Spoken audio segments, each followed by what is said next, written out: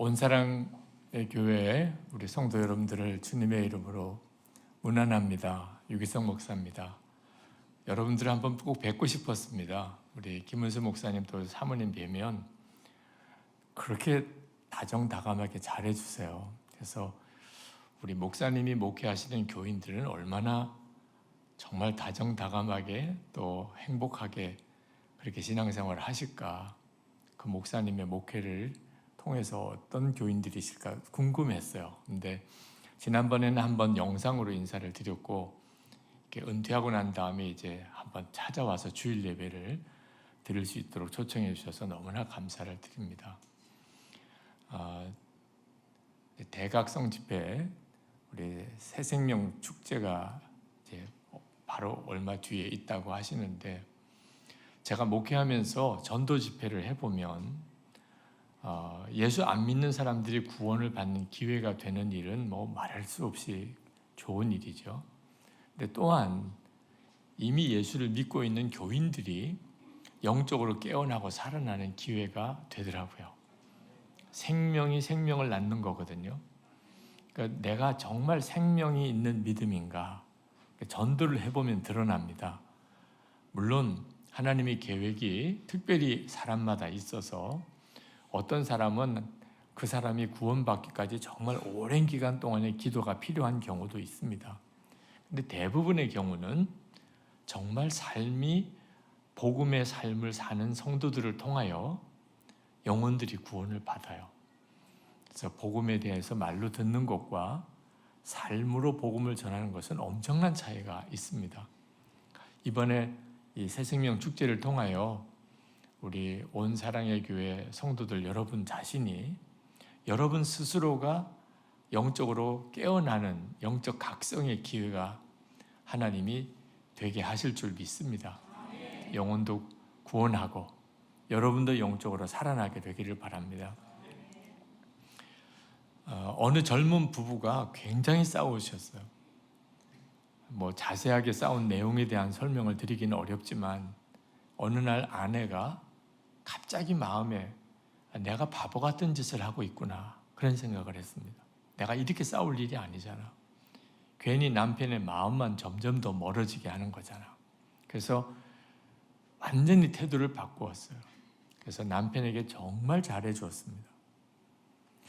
어느 날 남편이 늦게 직장에서 퇴근해 와서 요즘 직장 힘든 이야기를 하더래요. 너무 요즘에 직장이 많이 힘들다고. 그러면서 그 뒤끝에 그런데 집에 와도 마음이 편치 않다, 뭐 그런 말을 언뜻 하더래요. 근데 그 말을 듣고 그 아내 되는 사람의 마음이 무너졌어요. 자기가 그렇게 마음을 바꾸어서 남편에게 잘해주려고 했는데 집에 와도 마음이 편치 않다니 진짜 마음이 떠난 건가? 그런 두려운 마음으로 울면서 상담을 해 오더라고요. 제가 그분 이야기를 가만히 듣고 물어봤어요. 당신이 남편에게 그렇게 잘해주려고 했다는데 마음이 행복했냐? 그랬더니 전혀 행복하지 않았다는 겁니다. 너무 두렵기도 하고, 그리고 마음이 너무 힘들었다는 거예요. 그래서 제가 그랬어요. 남편이 왜 당신이 그렇게 잘하는데도 집에 오면 마음이 불편하다, 힘들다 했느냐. 당신이 잘해주는 것은 남편도 아마 알 거라고.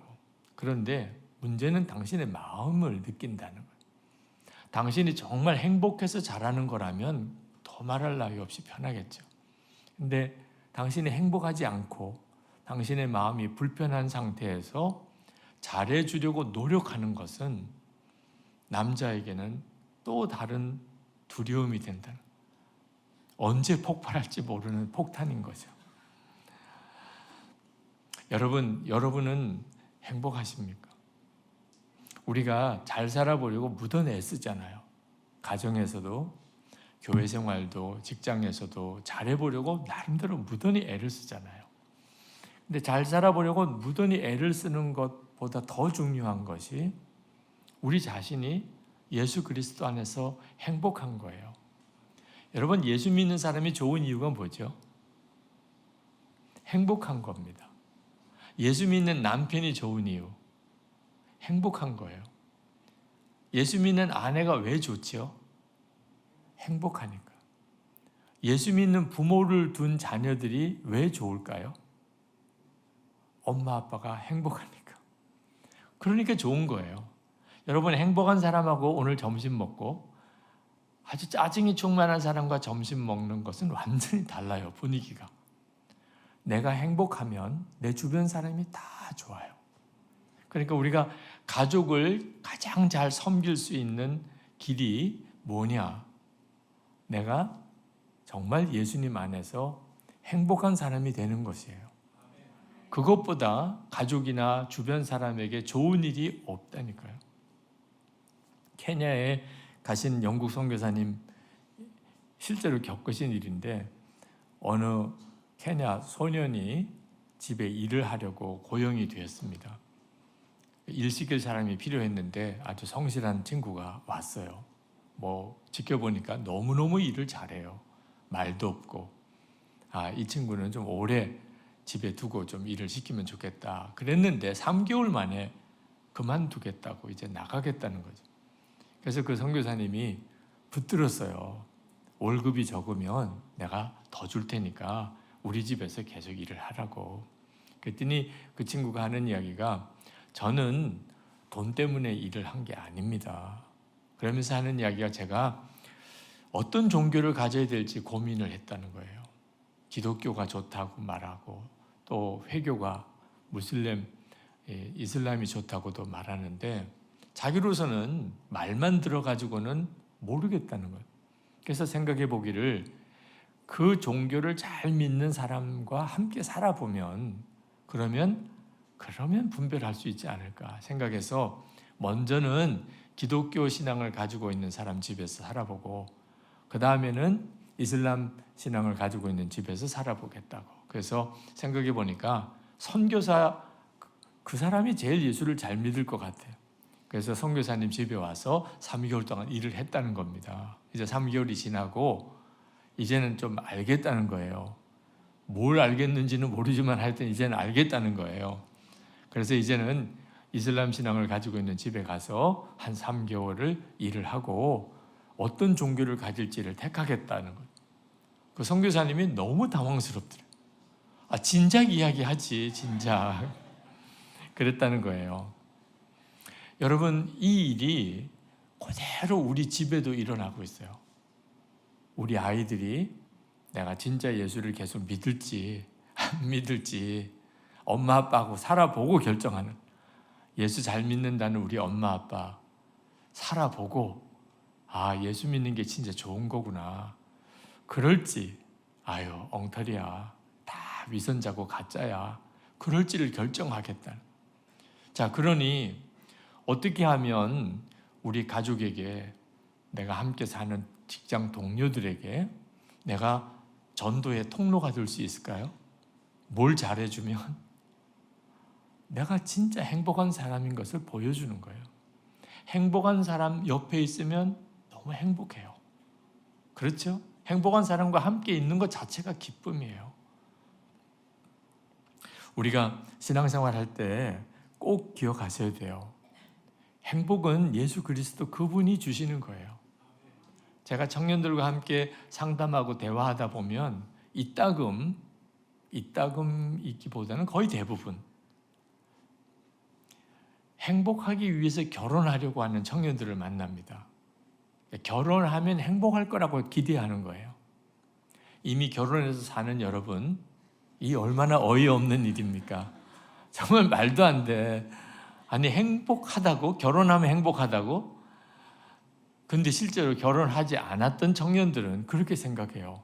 결혼하면 행복할 거라고. 그러니까 결혼하고 다 불행하게 사는 거예요. 행복하려고 결혼하니까. 그럼 결혼은 어떤 사람이 해야 되는 거죠? 이미 행복한 사람이에요. 내가 누리는 이 행복을 내가 사랑하는 사람에게 흘려보내주려고. 그래서 결혼하는 거예요. 행복하기를 정말 갈망하는 사람은 대상을 정확하게 잘 찾아야 돼요. 가족이, 또는 어떤 사람이, 환경이 주는 거 아니에요. 행복은 이미 우리 안에 와 계신 예수 그리스도, 그분이 주시는 거예요. 다윗이 진짜 믿음이 좋은 사람이구나 하는 것을 이 시편 23편에서 알 수 있어요. 다윗이 부족함이 없으리로다 이렇게 고백한 사람이에요. 어느 정도로 만족스러우면 부족함이 없다고 말할 수 있을까? 근데 다윗의 형편이 아주 어려운 형편이었어요. 4절에 보면 내가 사망의 음침한 골짜기를 다닐지라도, 지금 죽냐 사냐 하는 아슬아슬한 순간을 지금 수도 없이 다윗은 지나가고 있어요. 또 5절에 보면 주께서 내 원수의 목전에서, 여러분은 적어도 누가 여러분을 죽이려고 막 기다리고 숨어 있고 그러지 않죠. 다윗은 그렇게 살았어요. 그것도 왕이 나를 죽이려고 군대를 풀어서 샅샅이 쫓아다니는 상황이었어요. 자, 이런 형편에 살았던 다윗이 어떻게 부족함이 없으리로다 그렇게 말할 수 있을까? 이유는 하나예요. 하나님이 정말 함께 하시는 것을 다윗이 진짜 믿었기 때문이에요. 4절에 보면 주께서 나와 함께 하심이라. 그러니까 다윗은 그냥 우리가 흔히 상투적으로 하는 하나님이 나를 사랑하신다, 나와 함께 하신다 이렇게 믿은 사람이 아닙니다. 사망의 음침한 골짜기를 다니고 원수가 나를 죽이려고 쫓아다녀도 부족함이 없다고 느낄 정도로 그는 함께 하시는 하나님이 실제였어요. 1절에 여호와는 나의 목자시니, 그는 그렇게 고백했어요. 하나님이 내 목자시다. 6절에 내 평생에 선하심과 인자하심이 정녕 나를 따르리니, 항상 하나님의 은혜 속에 살았어요. 그것이 다윗이 행복했던 이유예요. 자, 그렇다면 우리는 다른가요? 우리는 다윗보다도 더 행복할 수 있는 사람이에요. 왜냐하면 하나님은 나를 위해서 당신의 독생자를 내어주셨고, 예수님은 나 위하여 십자가에 대신 죽으셨고, 그리고 성령께서 지금 내 안에 와 계세요.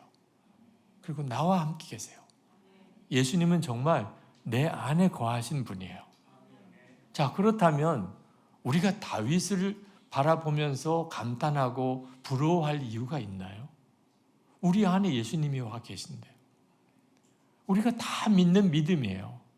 그런데 문제는 그게 실제가 아니라는 거예요. 여러분, 행복은 예수님 그분으로부터 오는 건데 진짜 예수님이 내 안에 계신 것이 믿어질 때, 그때 행복이 누려지는 거예요. 많은 분들이 나도 예수님이 나와 함께 계신 것 믿어요, 그렇게 말을 해요.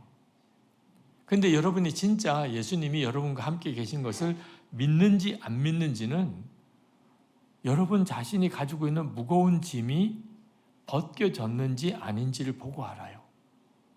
여러분, 예수님을 지금 만약에 대면하여 주님 앞에 섰다면 여러분에게 어떤 일이 일어나야 정상일까요? 무거운 짐이 많아요. 이것도 저것도 져야 될 마음의 근심이 많아요. 주님 앞에 서는 순간에 그건 더 이상 내게 짐이 아니에요. 불평과 원망이 많았어요. 주님 바라보는 순간에 불평과 원망이 다 사라져요. 기쁨이 일어나고 감사가 일어나고. 그전에는 나를 힘들게 하는 사람이 너무 많았어요. 근데 이제는 원수도 용서하고 사랑할 수 있을 것 같아요. 전에는 고난이 두려웠어요. 근데 지금은 고난이 오히려 감사해요. 그 주님을 만나게 될 때 일어나는 일이에요. 여러분이 예수님이 내 안에 계시다고 정말 믿고 고백한다면 그런 일이 일어나야 정상인 거죠. 근데 만약에 여러분이 예수님이 내 안에 계시다고 나도 믿어요 하면서도 여전히 근심과 불평, 답답함과 낙심 속에 있다면 이제 진짜 여러분이 이번 전도 집회를 앞두고 여러분 자신이 영적으로 깨어나야 하는 거예요. 여러분도 살아야 비로소 여러분이 전도하려는 그 사람도 구원을 받는 거예요.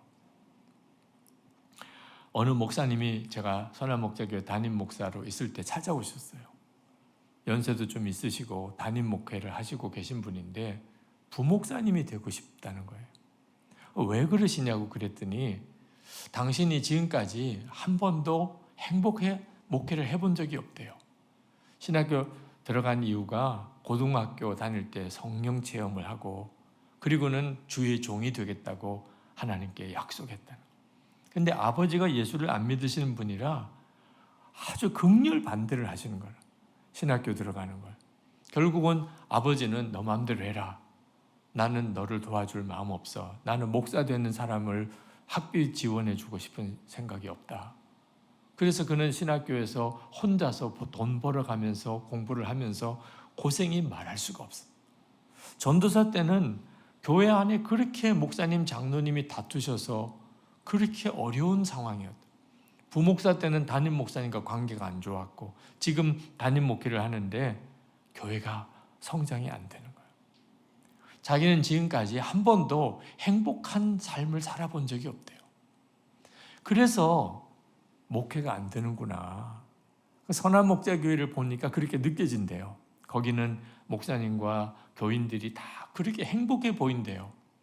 그래서 목사님 저를 한 1년만 여기서 목회할 수 있게 해주세요. 그러면 제가 행복한 목회가 어떤 건지를 좀 배우고 다시 개척도 하고 싶습니다. 그 목사님의 심정을 충분히 이해하겠어요. 그러나 오시라고는 못했어요. 제가 그 목사님께 말씀을 드렸어요. 고등학교 다닐 때 성령 받으셨다고 그랬는데 그때 예수님께서 목사님 안에 오셨습니다. 근데 예수님께서 목사님을 지금까지 한 번도 행복하게 못 해주셨다면 제가 어떻게 목사님을 행복하게 해드릴 수 있겠습니까? 그랬더니 가만히 눈을 감고 생각을 하시는지 기도를 하시는지 계세요. 한 5분을 그러고 계세요. 꽤 긴 시간이에요. 5분을. 그러더니 눈을 턱 뜨시더니 일어나셔서 감사합니다. 그리고는 손을 내밀어서 악수를 하시고는 뒤도 안 돌아보고 가셨어요. 저는 그 목사님이 뭘 감사하다고 하시는지는 못 들었어요. 근데 한 가지 분명한 것은 행복은 예수 그리스도 주님이 주시는 거지 환경이나 여건, 사람이 주는 게 아니라는 거죠. 여러분은 예수님, 여러분 안에 거하시는 예수님으로 인하여 행복하신가요? 예수님도 행복하게 못 해주는 사람을 어떤 남자가 행복하게 해줄 수 있겠어요? 예수님도 행복하게 못 해주는 그런 남자를 어떤 여자가 행복하게 해줄 수 있겠어요?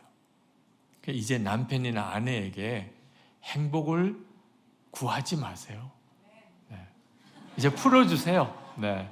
여보, 이제 당신 자유야. 나 행복하게 해주려고 그동안 애썼지. 이제 안 해도 돼. 그렇게 하세요. 걱정돼요? 행복하게 해달라 해도 이 정도인데 풀어주면 어떡하나. 쓸데없는 요구를 했던 거예요. 안 되는 일을 요구했던 거예요. 뭐 풀어주나 마나 못하는 걸 어떻게 해요? 마음이 없어서 안 하는 게 아니에요. 사람은 다른 사람을 행복하게 해줄 수 있는 사람이 한 사람도 없어요. 만약에 그런 사람이 있다면 예수님이 십자가 지시기 대신에 좋은 사람 만나거라 이렇게 했겠죠. 사람이 행복하게 해줄 수 있는 거라면 좋은 사람 만나라고 했겠지. 주님이 왜 십자가 지셨겠어요? 마음이 없어서 아닌 게 아니에요. 못하는 거예요. 능력이 안 되는 거예요. 그럼 어떻게 하죠? 주님이 계시잖아요. 우리 주님으로부터 정말 행복함을 누릴 수 있게 모든 성도가 은혜를 다 받았어요. 주 예수님이 우리 안에 오셨거든요. 그리고 그 행복을 내가 배우자에게, 자녀들에게, 부모님에게 흘려보내주는 거예요. 어느 목사님 사모님이 이런 내용의 수기를 쓰셨더라고요. 남편을 하늘이라고 말하고 아내를 땅이라고 말할 때 우리 남편은 비 한 방울 내리지 못하는 원망스러운 하늘이었고 꼭 저보고 하는 이야기 같아요. 땅은 메마르고 갈라지고 있는데도 그 사정을 모르는 무심한 하늘이었습니다. 그러나 저는 비 한 방울 내리지 않는 하늘을 원망하지 않았습니다. 왜냐하면 새로운 하늘, 주님으로부터 내리는 은혜의 단비를 받았기 때문입니다. 그처럼 새하늘로부터 단비를 받았기에 저의 심령은 사막이 되지 않았고 젖과 꿀이 흐르는 새로운 땅이 되어 이제까지 살아왔습니다. 저는 그 목사님 목회를 정말 잘하신 분이에요. 근데 사모님에게 그런 목사님이신 줄 몰랐어요. 근데 그 사모님이 정말 목사님을 잘 내조하시면서 그렇게 교회를 잘 섬기고 그렇게 목회를 아름답게 하셨더라고요. 어떻게 그게 가능하죠? 주님으로부터 우리는 얼마든지 행복한 사람이 돼요. 어떤 환경과 처지에서도. 18세기 스코틀랜드의 제임스 프레이저 목사님이라고 청교도 목사님이 계신데 그 목사님의 사모님이 악처로 유명해요. 하여튼 주변 사람들에게 다 알려졌어요. 근데 어느 날 목사님들 티타임에 그 목사님이 사모님 자랑을 하시는 거예요. 그 다른 목사님이 너무 어이가 없어서 어떻게 목사님이 사모님 자랑을 하시냐 그랬더니 그 목사님께서 제 아내는 여러분들의 아내들보다 저에게 정말 잘합니다. 제 아내는 제가 하루에 7번씩 기도하지 않으면 안 되게 만들거든요. 그것은 아무 아내나 하는 일이 아니잖아요. 이 목사님이 아내를 디스하고 하는 말이 아니었어요. 정말 너무 감사해야 하는 거예요. 아내가 좀 성격이 별나고 까다롭지만 그래서 내가 하나님께 더 많이 기도할 수 있게 되었지. 너무 고마워. 이런 진심 어린 감사가 있으니까 문제 될 게 뭐 있어요. 그걸 감사하는데 어째서 이게 가능하죠? 주님으로부터 행복하게 됐으니까. 예수님이 진짜 행복의 이유가 되니까. 그러니까 그렇게 살게 된다는 거예요.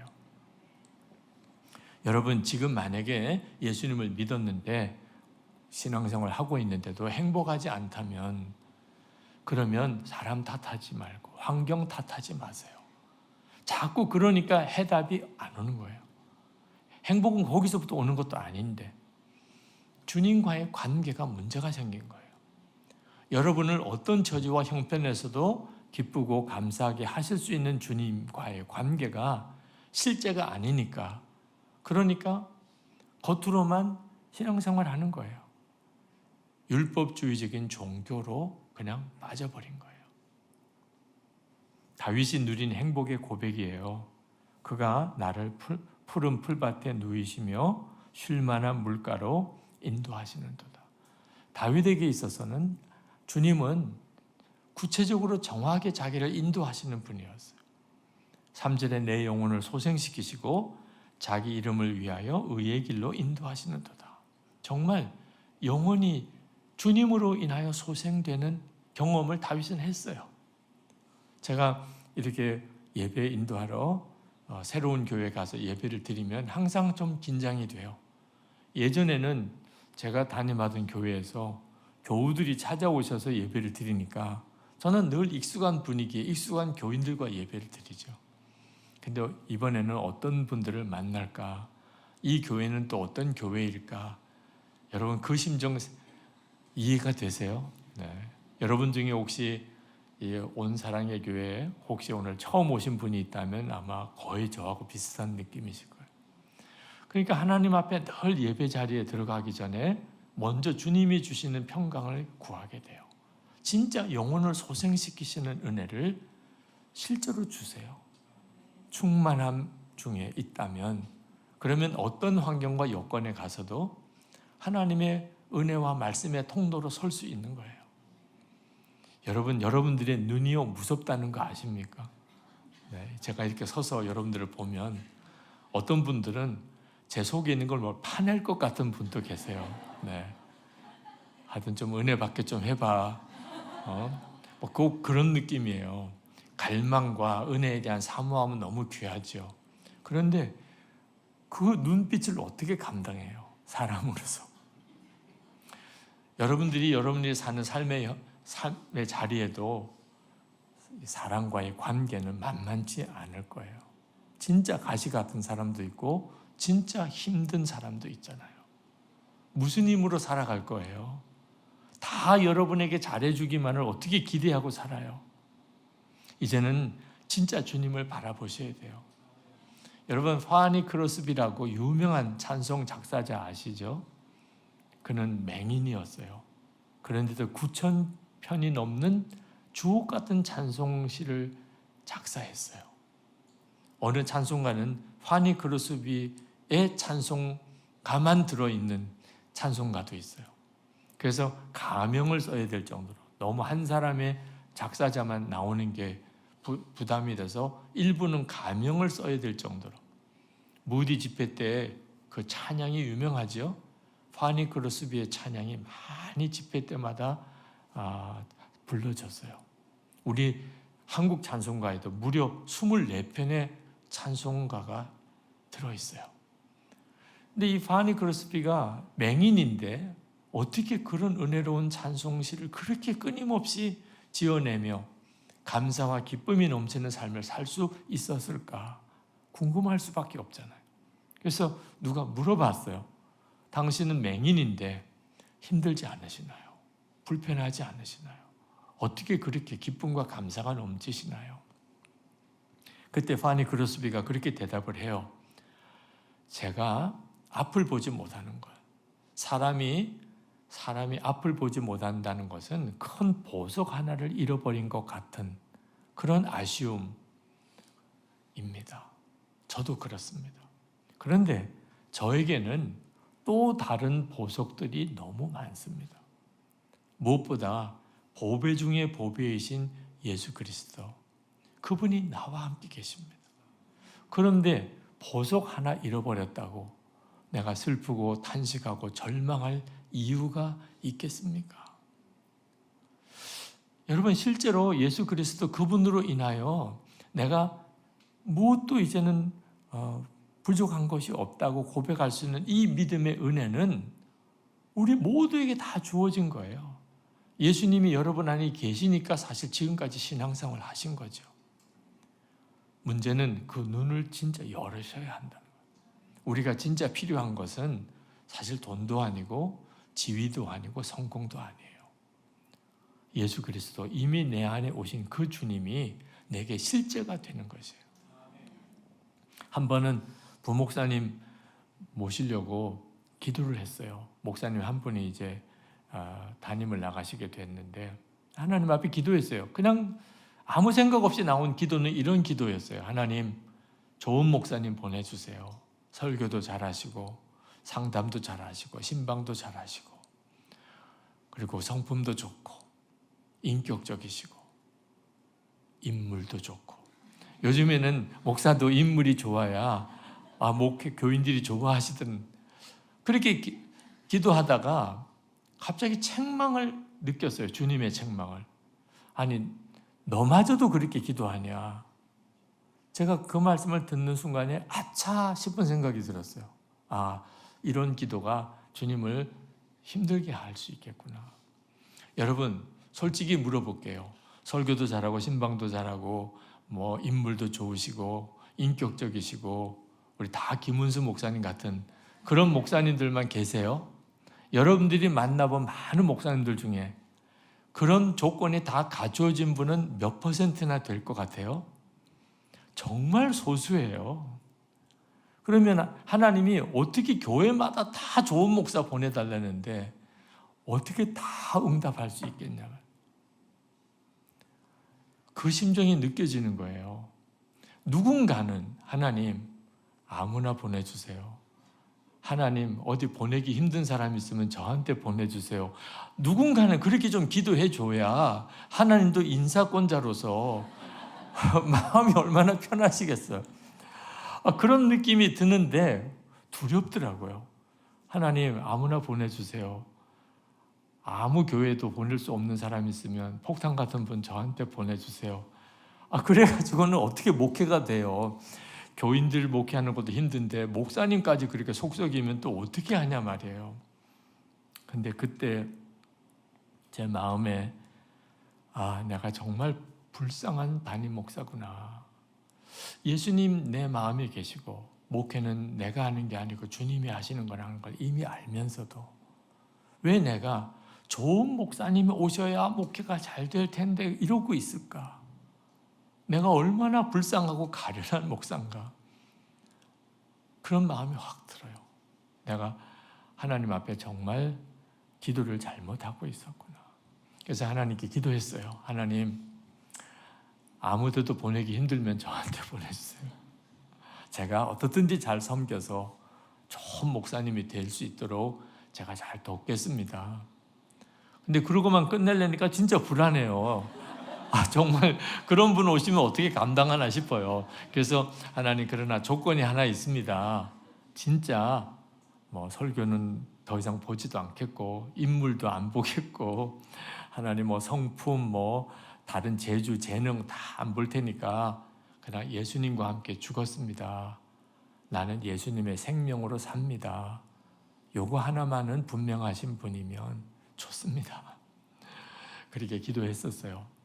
여러분들도 마찬가지예요. 여러분이 살아가는 동안에 여러분 진짜 붙드실 주님만 붙드세요. 제가 예수 동행 운동을 하는 이유가 바로 거기에 있어요. 여러분이 예수님을 믿고도 예수님으로 인하여 행복하지 못하다고 생각하시는 분, 그런 분들이 있다면 주님을 바라보는 일을 지금부터 시작해 보세요. 우리가 예수님을 마음에 모시고도 주님을 계속 잊어버리고 살아요. 그러니까 주님은 늘 무시당하는 분이에요. 그러니까 주님으로 행복할 수가 없는 거예요. 계속 주님을 생각하고 주님을 바라보고 살려고 매일 동행 일기를 써보자. 그리고 나누며 살아보자고 한 거예요. 정말 많은 분들이 변화됐더라고요. 진짜 정말 놀라운 일이 일어났어요. 어느 집사님이 처음 예수 동행일기를 쓰신 그 일기예요. 12월 28일부터 일기를 쓰기 시작했다. 큰아들에게 이 일기에 대해 이야기해 주었다. 오늘은 두 아들이 방학하는 날. 아이들은 너무 기뻐했지만 엄마인 나는 말할 수 없는 비통함이 몰려왔다. 이제 이 아들들과 44일간의 험난한 대정정을 어찌 헤쳐나가리요. 게다가 바로 이 순간에 주님과 24시간 동행하는 일기를 써야 되다니. 일기를 쓴 첫날 정말 기적적으로 아이들의 전쟁터 같은 상황에도 고성과 잔소리는 사라지고 작은 목소리로 타이르거나 야단칠 마음을 참고 지나갔다. 내가 계속해서 주님만 생각해버리고 집중하다 보니 아이들이 호사를 누린 날이 되었다. 큰아들이 다른 때와 다른 나를 보고 물었다. 엄마, 그 일기 언제까지 쓸 거예요? 나는 즉시 대답했다. 주님 오시는 그날까지. 정말 나의 바람이자 우리 아이들의 이 간절한 바람이 이루어지길 남편은 더 사모함으로 기도할 것이다. 여러분, 그 집사님 가정에 예수님이 그날부터 같이 계셨을까요? 아니죠. 이미 함께 계셨죠. 근데 어째 그날부터 가정이 이렇게 바뀌었죠? 주님 바라보려고 하니까. 그걸 일기로 써서 나누려고 결심했기 때문에. 그러니까 주님이 다스릴 수 있었던 거예요. 우리의 삶도 똑같아요. 우리가 주님을 진짜 의식하고 주님을 바라보고 살기 시작하면 비로소 주님이 행복의 근원이신 것을 알게 하세요. 이 사람이 전도의 문이 되는 사람이에요. 기도합시다. 은혜와 사랑이 많으신 하나님, 주님이 기뻐하고 사랑하시는 온 사랑의 교회 주일 예배 함께 드렸습니다. 주 예수님이 지금 저희와 함께 계신 걸 압니다. 찬양을 받으시고 영광을 받으시기 원합니다. 또한 온 사랑의 교회 성도들이 영혼을 구원하려고 사랑하는 자를 주님께로 인도하려고 간절히 기도합니다. 저들의 눈을 열어 주님이 함께 계심을 보여주시고 귀를 열어 주의 말씀을 듣게 하시고 주 예수님 안에서 누리는 진정한 기쁨과 감사, 놀라운 평강, 정말 행복한 사람 되게 해주셔서 갈급한 이들, 사모하는 이들을 주께로 인도하는 자들이 되게 하옵소서. 우리 주 예수 그리스도 이름으로 간절히 기도합나이다.